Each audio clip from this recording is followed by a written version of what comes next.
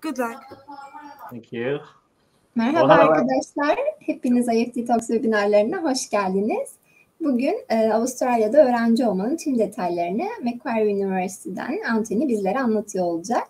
Lütfen sorularınızı sağ alt köşede questions kısmından yönlendirmeyi unutmayın. Yes, Anthony, the stage is yours now. Fantastic. Well, thank you. Teşekkürler everybody, arkadaşlar. And yeah, I'll practice my terrible Turkish. Ben Türkçe şöyle böyle biliyorum. Is that right? Anyway, hopefully that worked. If it didn't, I apologize profusely. And got a few thumbs up. That's brilliant. So anyway, look, my name is Anthony Bradley, and I'm the regional director for Macquarie University in Sydney in Australia. Now, before we get going, if possible, in the chat box, it would be very interesting to know where you are. Are you in Istanbul? I lived in Istanbul a very, very, very long time ago. And I lived in Ziverbey near Kadıköy in Istanbul greater area. So if you want to type in where everybody is, where you're from, that would be really interesting. So Sema, whereabouts are you? Izmir, Sema. Okay. And it'd be nice, just type in where you're from, and it'd be very nice to sort of learn which part of Turkey that you're tuning in from. So anyway, before we get going, Macquarie University, it's in Sydney in Australia. Zeynep's in Istanbul. Elif, Shan, where are you? Lütfiye, where are you? So basically, Macquarie University, it's located in Sydney in Australia. And what I'm going to do is I'm going to do a presentation shortly to give you a lot more information. But if you do have any questions, please type it into the box there so we can read all your questions, and we'll get to those as we work through them. So I'm just going to share my screen. And just give me one moment. Just sharing that and start the slideshow. So excuse me. So as I said, my name is Anthony Bradley. I'm the regional director for all of Africa and all of Europe. And I am very, very aware that 98% of Turkey sits in the Asia region and only 2% sits in the European region. But I've successfully managed to push 98% of your country into Europe, which is very good for the scholarship information, which I will give you towards the end. Now, a little bit about Australia before we start. If you're not, I'm sure you guys are all widely traveled and you know exactly what I'm talking about. But this is a couple of quick facts about Australia as a country. Obviously, Southern Hemisphere, which means summer is winter, winter is summer, and the water goes down the sink in the opposite direction to the Northern Hemisphere. Population is 25 million, and 1 in 4 people who live in Australia were not born in Australia. Okay, so 25% of the whole population are migrants or students or tourists. So it's a very, very international vibe. 6th biggest country in the world. It's an island surrounded by water, smallest continent, and Turkey itself is a massive country, but that would fit into Australia 10 times. So that gives you some indication as to how, excuse me, how big the country is. Now, this is the political divisions within the country. So it consists of 6 states and 2 territories. Now, the federal government, which is the government that looks after the whole country, we have a prime minister called Scott Morrison, and in each state has its own premier, its own leader. And the COVID-19 pandemic has really shown how much independence each of these states have. They can almost behave like different countries. Macquarie University is in Australia, which is in the state of New South Wales. It's not the biggest state, but it is the most populous and probably the most famous state. That is a picture of Sydney from a drone, looking from south to north. And if you look at it, it actually does look a little bit like Istanbul, in as much as it's high density living, office blocks all wrapped around a watery area. So if you do live in Australia, you do live in Sydney, you'll find that the actual the location of Sydney and the way the infrastructure is set up is very conducive to a very nice lifestyle. It's right down by the water. You've got boats that take you to all the beaches. You've got your fishing and your barbecues and stuff. So it is a very, very nice lifestyle that you will have as well. Now, Sydney itself is, they call it the city of opportunity. That's simply because it's a young city compared to the rest of Europe, compared to Istanbul, certainly. You know, it's a young city, so it's very dynamic. It's got a lot of toddler energy. The lifestyle is wonderful. Oh, excuse me. It can be quite expensive to live there, but the lifestyle in general is very, very well balanced when compared to a European lifestyle. Very multicultural population. As I said, 25% of the people that live in Australia were not born there. So you could walk down the streets of Sydney and you could hear a dozen languages in one afternoon. Very high level of safety. As I said, the average earning, the average wage or salary in Australia is quite high, which means police are well paid, which means corruption is quite low. Employment levels are very, very high. Unemployment levels are very low, which means the crime rate is low. Now, and then on the other side of that, for the people that slip through the cracks, for the people that don't find work or have issues, there is a safety net for them. There's a good social security network. Now, I'm going to show you a short video. This video is actually made by our students. And tell me what you think.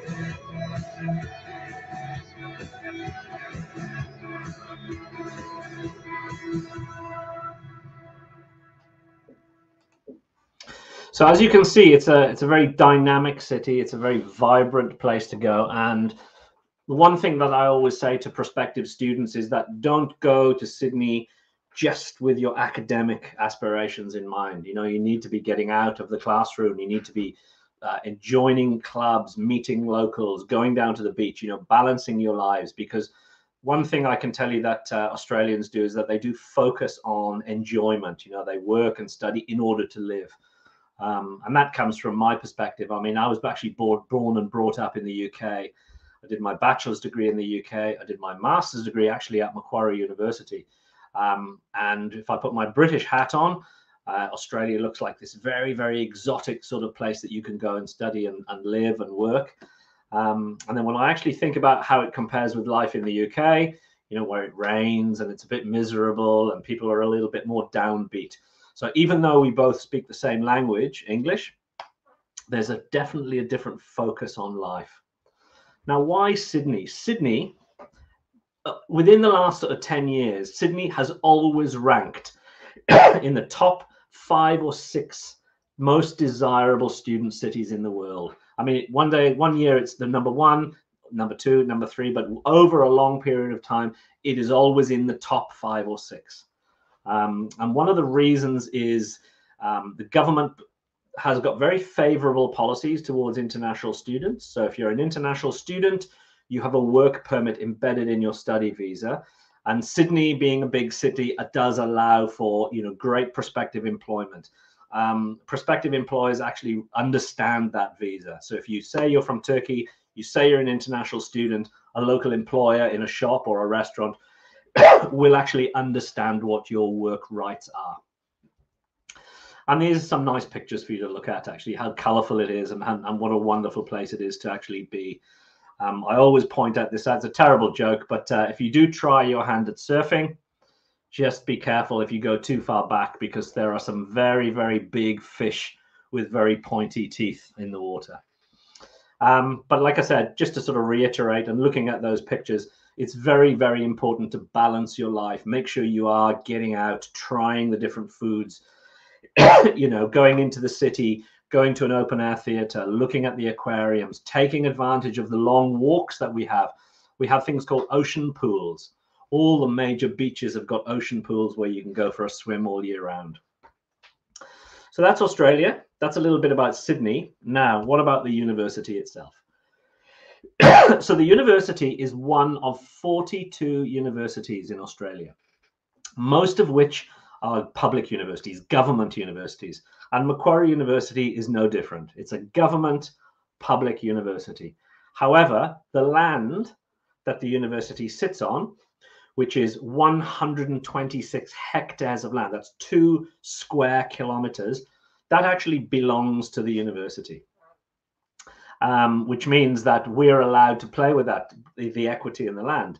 And we use the equity in the land to build office blocks, to build infrastructure, to attract investors like Microsoft, Deloitte, Cochlear, Oryx, Johnson & Johnson. These are just some of the 300 companies that we have on the campus with their offices. So it was established in 1964, about 40,000 students in total. So it's quite a large university in European style. About 25% of the students are international. So the international student makeup of Macquarie University actually reflects the international people makeup of the whole country. We've got very, very flexible courses. So as long as you meet the entry requirements, you can put master's degrees together to create double masters. You can put bachelor's degrees to create double bachelor's degree. We are not in the city centre itself. We're actually based about 15 kilometers to the northwest of the CBD, the Central Business District. As I said, we've got over 300 companies on campus. We have our own train station, so we are like a travel hub in itself. And we are ranked very high in the top 1% of world universities. Now, that statistic is absolutely meaningless unless you know that there are 20,000 universities in the world and we are ranked 190. So we're ranked right up in the top end. And that ranking actually comes from research output. So it's not necessarily quality of bachelor's degrees, quality of postgraduate degrees. The ranking generally comes from your research output. And if you look at some of the research industrial applications of our research, you can see why we've got such good ranking. So we've created the big history. We created Cochlear. Cochlear is a world global sized business that looks after audiology and hearing implants. The Gamma Knife is a surgical implement, robotic library, first robotics, and Wi-Fi. Wi-Fi was actually invented by 2 software engineers at Macquarie University about 25 years ago. So this is some of the research output we've done at the very, very top end. Okay. Now, coming below the research output, you have your master's degrees and your bachelor's degrees and your diplomas. So we actually do the whole feeder process of the whole academic pathway you can choose. Now, this is where we're located. If you look at that, that's what the photograph I showed you earlier on. And that's where we are to the northwest. So we're about 30 minutes by car from the city centre, only 10 minutes from Chatswood. Chatswood is a very large suburb of northwest Sydney. Bondi Beach, I'm sure you know Bondi Beach, is 40 minutes away. Manly Beach is 45 minutes away, and the Blue Mountains is 1.5 hours by car. Now, obviously, you don't need a car because that particular area is very, very well serviced by public transport, trains and trams and taxis and Ubers and things like that. And this is what our campus looks like. It's a huge campus, as I said, 2 square kilometers of land on which you will find the train station, the only university with its own private hospital. We have a whole range of companies in Macquarie Park Innovation District, which is Australia's largest technological precinct. Okay, it's absolutely huge. We have an aquatic center down here to the bottom right. And then we have this huge parkland with a lake right in the middle. So the whole area is actually like a small town. Everything that we have on campus is something that you would expect to find in a small town. And across the top of the screen is some of the accolades that we have, we're very proud of. Top 1% in the world universities. Number 1 for graduate employment. This was last year. So this is last year. This year we've dropped a little bit. But the reason is that our academics make a lot of effort into creating like a link between your academic studies and your post-graduating work opportunities. So there are meetings with provisional employers. We've got 300 companies on campus, so there's a closer interface that way, that we have work experience, job placements, internships. So we've got a whole range of components that are connected to your program to help you try and find work when you finish. As mentioned here, more than 30,000 work placements. Now, as I said, we are one of 42 universities that are, it's a comprehensive university, so it teaches everything. It might be easier to let you know what we don't teach. So if you are looking for veterinary science, nursing, pharmacy, dentistry, ophthalmology, and chemical engineering, I'm afraid you'll be disappointed. We don't have those, but we have pretty much everything else. And our strong areas are business, education, engineering and IT, environment, health, humanities, science, media, creative arts and communication, law, criminology. And then we have a very special component of the university called MGSM, Macquarie Graduate School of Management. So we've got a very highly ranked MBA. It's number 3 in Australia. And if you are doing an MBA or a master's in marketing or a master's in social entrepreneurship, you belong to the Graduate School of Management. Okay, it's a separate area specifically for mature learners in certain business degrees. Now, if you're coming out of high school and you want to do a bachelor's degree with us, you would come into Macquarie University College. All right. So let's say, for example, you want to do a Bachelor of Business and you've just finished high school and you've come out with your Devlet Lisesi Diplomacy or your Devlet Meslek Diplomacy, and you've got 2 out of 5 or 3 out of 5, you would need to do a foundation program before you start the program. Okay. Now, if you've got higher, if you've got 4 out of 5, you would come into a diploma program, whether it's commerce, engineering, IT, or media communications. So depending on what bachelor's you want to do, let's say you want to do Bachelor of Business Administration, you come out of a Turkish high school with 4 out of 5, your first year of the program is a diploma in commerce, and then you go into the second year. So if you do that pathway, you're not doing an extra year. It's part of the first year. If you get lower than 4 out of 5 in your diplomacy, then you would have to do a foundation program before you start. Now, this is worth mentioning, is that I do a lot of traveling. I spend a lot of time on emails. But if you do want to study at Macquarie University, we actually have 3 companies that represent us in Turkey. They are Atlas Educational Services, Hub Edu, and IDP Turkey.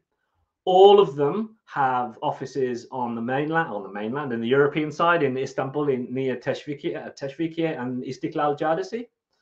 And then on the Asian side, a couple of them have offices near Üsküdar. But like I said, if you can remember those 3 names, all of them are very good. All of them have been to Macquarie University, and all of them would be happy to help you submit an application. They also will help you with your visa processing as well, which is done out of Ankara. Now, I'm not going to spend too long on these because I'm talking too much, basically. But the university is divided into 4 main faculties: arts, business economics, human sciences, medicine and health, and science and engineering. We also have our special graduate school of management, and then the university college, which is for students coming out of high school. Our faculty of arts has a massive range of programs, right the way from ancient history. And in fact, Macquarie University is the only Australian university with a license to dig in the River Nile. So that's our anthropology and archaeology department. But then you can do modern and contemporary things like policing, intelligence, counterterrorism, security studies. And of course, we have a really prominent law school. Our Faculty of Business and Economics is, again, very, very big. And our areas of expertise are in accounting, governance and corporate governance, actuarial sciences, economics, marketing and management. We have a hospital. Our Vice Chancellor is a doctor. And so he's really, really pushed the medicine program. So everything related to the medical world, you will find medical health services, management, medicine, clinical science, biological science, linguistics, childhood education, psychology, you name it. Faculty of Science and Engineering, of course, self-explanatory. The only thing we don't have there is chemical engineering. Now, excuse me. So it's really, really important, as I mentioned, that you become part of the Macquarie family. So when you do arrive and study with us, your first week is the orientation week, where you will be exposed to all the different clubs and associations and societies. And it is strongly recommended that you join one of them. So if you like football, for example, join our soccer club. But it's also a good idea to try something new. Try something you've never tried: scuba diving, surfing, skydiving, stamp collecting, Bible studies, debating society. So there's a massive range of things that you can get your teeth into. And it is a very, very good way for you to both balance your academic life, but also to sort of stimulate your social life, to meet friends, because you're going there for the whole experience of living in Australia. So you want to create that nice social group of friends around you. Check out our social media pages: Macquarie University Facebook, Instagram, MyMQ is our Twitter handle. So there's a whole range of social media things that you can have a look at. All our accommodation is managed by our accommodation group, okay, our housing department. Now, we've got a number of options on campus and a number of options off campus and a number of private options, okay? We strongly recommend all international students do their first semester on campus, okay? Because you don't want to worry about legal documents for your apartment. You don't want to worry about the public transport. You basically just want to be able to wake up in the morning, roll out of bed, grab some breakfast and go to your class. And by living on campus, you become part of the family. You know, you meet people. And then during the second semester, by all means, rent an apartment, find something off campus, reduce your costs a little bit. You will have become more familiar with the public transport and stuff like that. So it's just a natural movement. I can hear all the questions coming in, guys. Don't worry, we'll get to them shortly.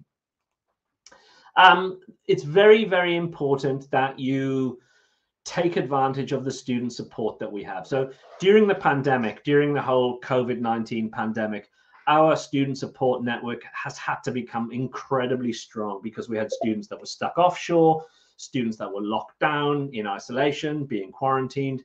So we have something called campus wellbeing, which looks after, as you say, as pretty obvious, you know, if you're having mental health problems, physical health problems, financial health problems, this is a team of dedicated staff that will try to help out whatever situation you have. Medical clinic on campus, as you would expect. Numeracy center and literacy center to help you if you're having any issues with the academic side of things. Conversation classes if you want to practice your English. And a careers and employment service to help you find work. As I said earlier on, your student visa has a work permit embedded in it, which means you can work for up to 40 hours over a 2-week period. And this careers and employment services, while they don't guarantee you a job, what they do is they will help you tweak your CV, or they will help you practice your interview technique, or they will help you to your phone technique if you're speaking on the phone. So it's a good idea to take advantage of their services, particularly if you want to get your foot in the door to study there and find work, I'm sorry. Now, cost of living, I'm not going to go into this in great detail because it changes, okay? But what you need to remember is you basically need a budget of about $22,000 per year, and that will cover your food, your accommodation, and your transport. And it is also what you may have to show when you apply for your visa, okay? So it's a good idea to have a budget of 22 grand, $22,000, and that will be enough to see you through 1 year. Now, the S word. We have 2 scholarships that Turkish students would be eligible for. Basically, if you apply to us and you get an offer, and we see that your nationality is Turkish or any one of the European member states, of which we include Turkey, you automatically get a $10,000 discount per year. All right. Which means that if you're applying to do a Master of Engineering, which is about $39,000 per year, that will reduce to, oh, that will come down to 29. Sorry, that's my mistake, my mathematics. I didn't do maths at uni. So 39 becomes 29, 34 becomes 24. So in effect, it actually renders Macquarie University as one of the most economical universities in Sydney to study at because of that $10,000 discount. Now, it is an early acceptance scholarship, which basically means if you apply to us and we give you an offer, you have a 4-week period in which to accept that offer, to apply that $10,000. If you miss the 4 weeks, you wait 5, you wait 6, you wait 7, we still give you $5,000. So if you want the full 10 grand, you need to accept that offer within the first month. And that's it. That's 24 minutes and 29 seconds of talking. Now I'm going to stop sharing and we're going to go back to the main screen. And do we have any questions? So let's have a look in the question box. Sema, are there any internships? As I mentioned, Sema, we do have some internships, but they're not guaranteed. We don't have a system of internships. Some academics will help you find internships. Mostly they're not paid. Some of them, sometimes they're paid, sometimes they're not paid. There is no consistent internship embedded within the postgraduate programs, okay? At bachelor's level, you do have something called the community engagement, professional and community engagement. And that is a component of your bachelor's degree, which you have to do, okay? It's a non-paid project work or internship work, and it's part of the actual degree itself. So you get your hands dirty. Like I said, they are there, but the key is the academic stuff, not the actual paid work. Which English language tests? So we accept IELTS, TOEFL, Pearson's, Cambridge. So those are the 4 main ones. If you put everything into the IELTS score, we need you to have an IELTS of 6.5 as an overall score. So you've got reading, writing, listening, and speaking, combined an average score of 6.5, but with nothing lower than 6.0. Eche, do you suggest homestay or dorms? It depends, Eche. Seriously, it absolutely depends on your age, your background, whether you like parties or whether you want quiet. Younger bachelor's degree students, so undergraduates, they normally stay on campus in groups. But PhD students, mature students, they might want to rent a quiet apartment for their families. You basically have the whole range to choose from, and it really revolves around your lifestyle. What exactly do you want out of accommodation? A peaceful place, or do you want to be amongst the actual group? Khan, do we have work permit while we're studying? Yes, we do. So your work permit entitles you to 40 hours per 2 weeks of study. In fact, at the moment, under the pandemic regulations, I think it's limitless. I think you can work as much as you can find. And that actually goes for during your holidays as well. So during the holidays, it's unlimited. And also, if you travel over there with your spouse, so if you take your partner with you, or your wife or your husband or whatever, that person has full-time work eligibility. Faiza, if we cannot meet the language requirements, do we still have a chance? Yes, absolutely. So when an application comes to us, Faiza, the application splits into 2, okay? Your academic background and your language background.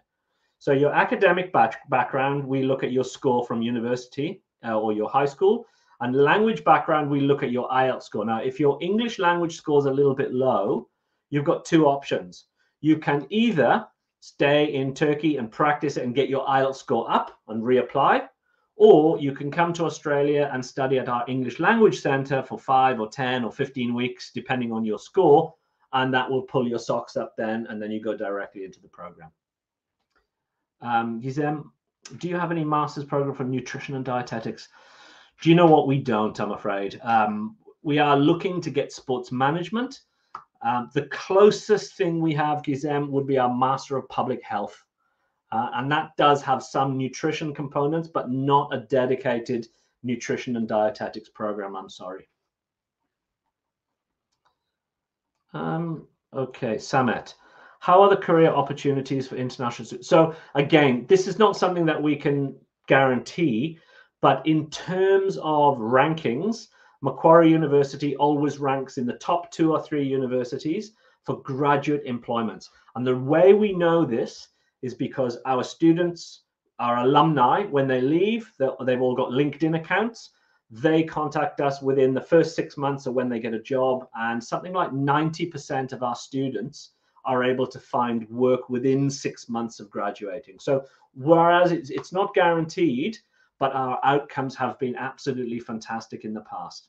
Obviously, at Samet, it boils down to you as a proactive student. So if you're willing to write emails, knock on doors, ingratiate yourself with people, accept rejection, and just keep trying and trying, you'll find something. It really does boil down to the proactivity of a student.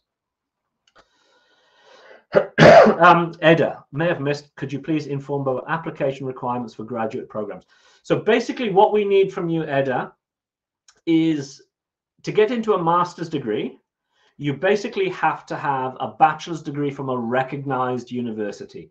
Now, in terms of Turkish universities, most of them are recognized. Most of them are what we call Section 1 universities, which means as long as you've got a good passing grade in your undergraduate degree and you meet the entry requirements in terms of entry requirements. So, for example, if you want to do a Master's of Engineering, you have to have an undergrad in engineering. If you want to do a Master's in Public Health, you have to have some science background. So as long as you meet the prerequisites and you've got a pretty good passing grade, you'll get an offer from a Turkish university with us. Elif, you're a chemical engineer and a master's in chemical. Okay, I want to do a PhD. Okay, Elif, this is difficult for me to answer because a PhD is a different thing altogether. If you go onto our website and type in research, you will see the 6 steps of applying for a PhD. Before you apply for a PhD, you have to identify a supervisor, which means you need to know whether our academics research in chemical engineering. We don't have chemical engineering, but you might want to do something else. So you need to go on, check out the 6 different steps of applying for a PhD.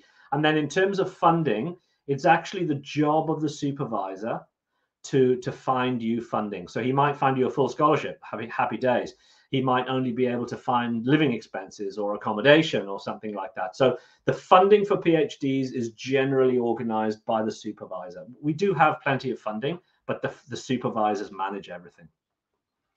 Merve, is it possible to start our education online and continue on campus? At the moment, actually, very good question, actually. Australia is opening its international borders tomorrow. So December the 15th is when the borders are open. So if you have a student visa for Australia, you can hop on a plane tomorrow and you can arrive. If you don't want to do that, or if your visa hasn't come through, yes, you can still start online. But because the borders are opening, we would strongly encourage you then to get to Australia as quickly as possible. But at the moment, because of the whole uncertainty with COVID and the pandemic going around, you can start online and then go there when you're able to. But at the moment, the borders are opening tomorrow. And these are good, very good questions, actually. But I got everything. Suggest homestay, work permit, English language tests, internship opportunities, restrictions in Australia. Eda, So this is, I've just answered this, Edda. As of tomorrow, as long as you have a visa and you're double vaccinated and you've got a PCR test 72 hours before you leave, you're welcome to come to Australia. After 2 years, it's been a very long time. I haven't seen my mother in 3 years because of it. Anything else, guys? Yeah, I know, shocking, isn't it? I think she's quite happy, to be honest. I always just want to borrow money off her. Oh my gosh, it's being recorded. Don't send it to my mum. Yeah, but like I said, borders are open tomorrow, and the restrictions will be simply double vaccinated, COVID passport.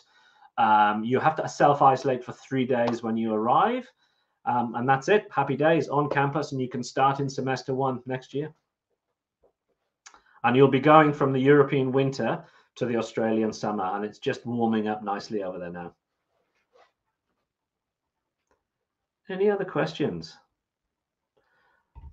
Does anyone have any questions? Okay, I've got a question for you. Please pop this into the, put it into the chat section, actually. If I can find it. Where is the chat section? Ah, here we go. Here's a question for you. Australia's national emblem consists of 2 animals. What are they?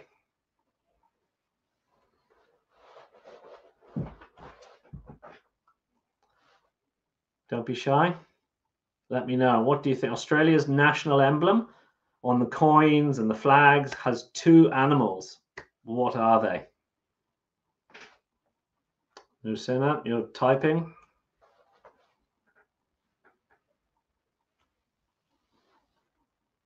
I can't wait to see what your suggestion is. I hope it's correct. Aidan's typing, Lucina's typing. Let's have a look.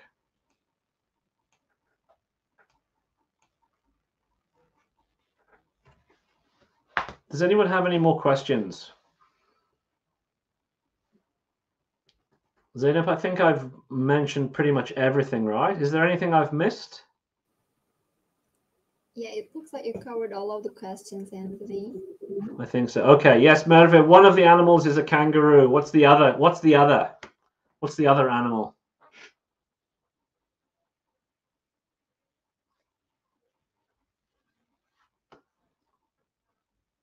What is a kangaroo?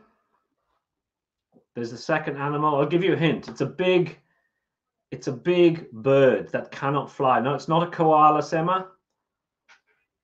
It's a big bird that cannot fly. Don't say it's not a koala. It's not a kiwi either, because that's New Zealand.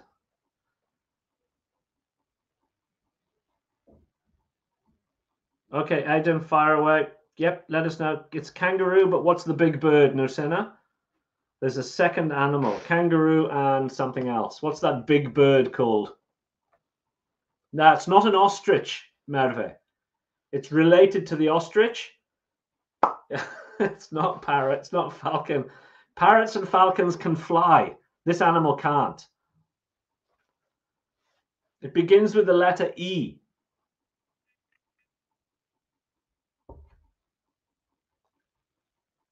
And eagles can fly, Nursina. This animal can't fly. E. There are 3 letters. E, and then the last letter is the letter U. Come on, free cup of coffee for anybody that gets it.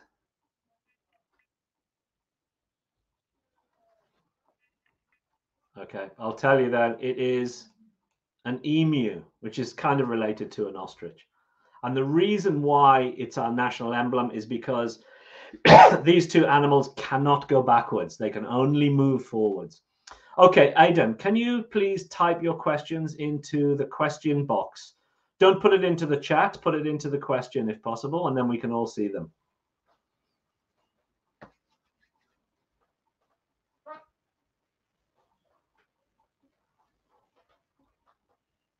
Any other questions?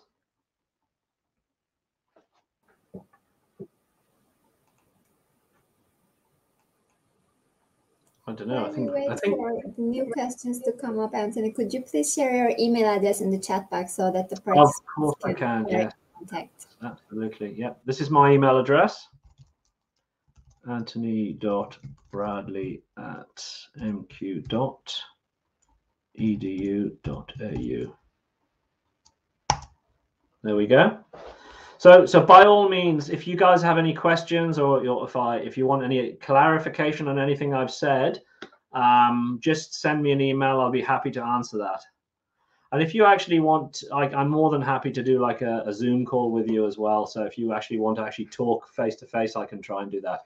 And next year, fingers crossed, I will be coming over to Turkey again. I do miss my Turkish food. I do miss the tavuk shish. And correct me if I'm wrong. So when I lived in Istanbul in 1990, 31 years ago, we used to eat çiğ köfte, but I don't think they sell çiğ köfte anymore, right? Have they stopped selling it?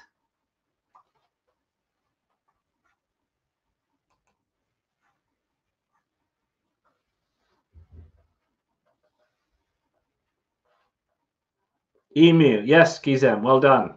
Emu, correct. Cup of coffee for you. If you see me on campus when you come and study with us, I'll buy you a cup of coffee. You have to tap me on the shoulder and say emu. Don't say hello, say emu, and then I'll buy you a cup of coffee.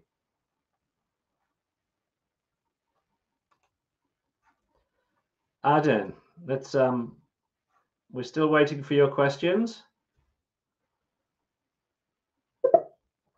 Let's have a look in the chat box.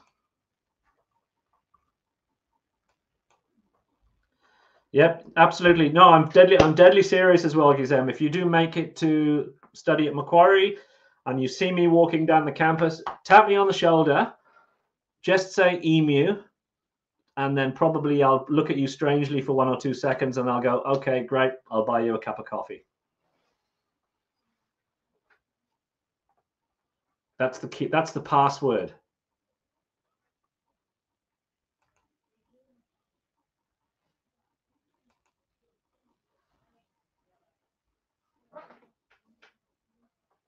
Okay, I'm not sure. Aden, Denise, do you have any questions?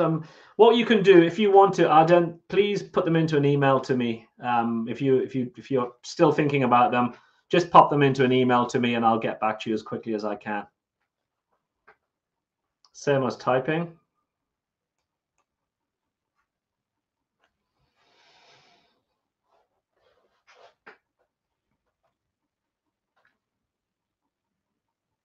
Any other questions? I think we're running out of questions. Zeynep, Zeynep, do you have any questions? Özge, do you have any questions? Oh, I don't have any questions, Anthony. It was a perfect and fun presentation. Thank you. You must be getting bored of my presentations now. You've seen so many of them. No, you always find new things to teach us.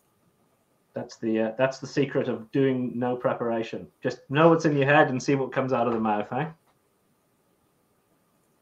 Yeah, so I think we can wrap up. Would you like to add anything? Yeah, look, I just want to say that, look, studying in Australia is not the cheapest option, but it is a very it's beneficial in as much as a lot of Turkish students, they will go west. They'll study in the UK, they will study in parts of Europe. And the more adventurous people, they will go as far away as Australia or New Zealand. It does pay off. The big picture results do pay off. Australia is a very welcoming country. There's a lot of space. It's very young. The average salary is very, very high in comparison to Europe anyway.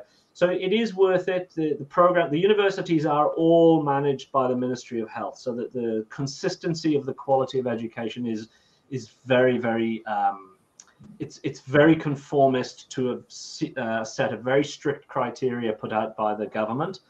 And like I said, we don't get many students that come over and leave and not having had a good time. And you may think, I want to stay in Australia and live. And you will have that option, because when you do a 2-year master's degree, I forgot to mention this, If you study in Australia for 2 years, when you finish, the government will give you an additional 3-year post-study work permit in order to stay in Australia, to work, to make some money, to get some contact. You might want to go back to Turkey. You might want to settle down in Australia. So it is really it does open a lot of doors. So like I said, it's not the cheapest option at the outset, but in the long run, it really does get payoff. And that's it. That's my final word on it. Yes, thank you very much for the great presentation, Anthony. It was really informative for the attendees. And thank you for your answers too. You covered all of the questions. And I would like to thank the participants in Turkish as well. Can I do it as well? Can I just say teşekkür ederim arkadaşlar? Oh, that's a perfect pronunciation.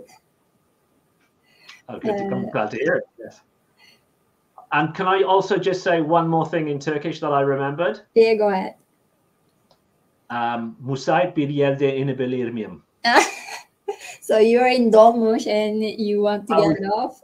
I was in a dolmuş and I tried to say it, and I used to go müsait bir yerde, and everybody used to laugh because I used to mix it up. But I tried to avoid saying inecek var, which is a kind of a rough way of saying the same thing, right? Yes. All right, so teşekkür ederiz arkadaşlar katıldığınız için. Umarım sizin için de faydalı bir webinar olmuştur. Macquarie University ile ilgili diğer sorularınız için chat kısmında paylaşılmış olan mail adresinden Anthony'ye ulaşabilirsiniz. Ayrıca sizi altıdaki webinarımıza da davet etmek isteriz. Thank you very much again, Anthony. It was a pleasure to have you in IEFT Talks. My pleasure, everybody. Thank you, everybody. Drop me a line if you've got any questions. And until then, enjoy Christmas. All the very best. Thanks, everybody. Take care. Bye-bye. Bye.